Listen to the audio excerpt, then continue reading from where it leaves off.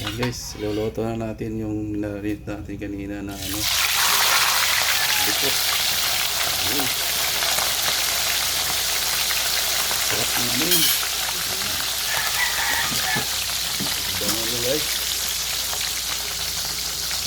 Pritong lipot. Ayun na siya. Lami. Ayun. Ayun. Sabi. Bango. Ewan ko lang kung kakain kayo nito ang lipot na pilirito.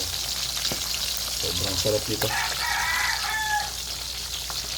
Ayan. Ayan. Balik pa rin na natin guys yung prito natin. Wow. Ayan.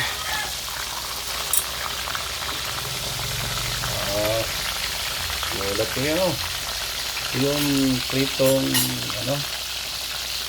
lipot. Kasi sa Bicol talaga ginagawa nila nilabog o dito sa amin sa Masbate. Pero ito paiba tayo ng recipe. Prito na lipot. Ayan. Ang sarap na. Okay. Kain na na.